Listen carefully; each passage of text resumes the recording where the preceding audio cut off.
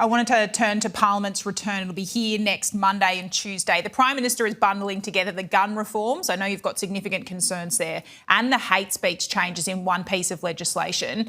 This means you and the Nationals will have to make a choice about whether you back the entire thing. You're not going to be able to pick one or another. What's your reaction? Well, this is not about trying to bring the country together in a bipartisan way.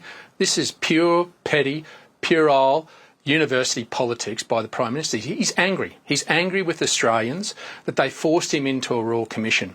So what he's done is reverted to type of that university politics. It's just petty.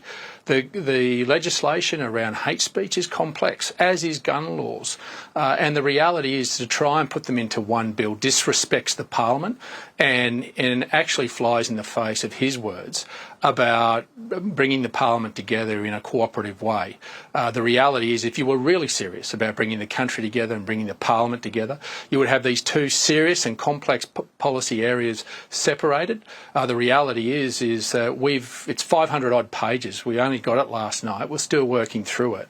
But even when you look at elements like gun buybacks, he hasn't even got the states on side. The Northern Territory's told him to go away. Tasmania basically aren't interested. Queensland doesn't look to be changing any of their laws.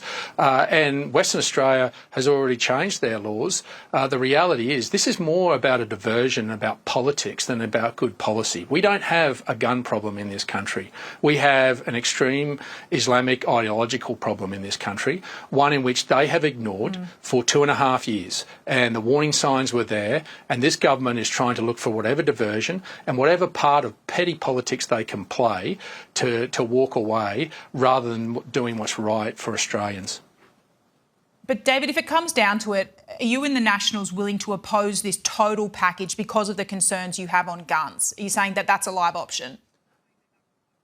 Well, that'll be a determination by my party room. I don't make captain's calls. But what we will do is we're looking at the legislation right now, or we only got it last night. We'll work through it and we'll obviously be constructive where we can. But my party room will make that determination. We fiercely respect our sovereignty to be able to make those decisions as a party room and as a collective. And that's when we make better decisions, whether it was like the Voice or whether it was about net zero, abolishing that. When you draw on the collective wisdom of the National party room, you take some common sense to Canberra.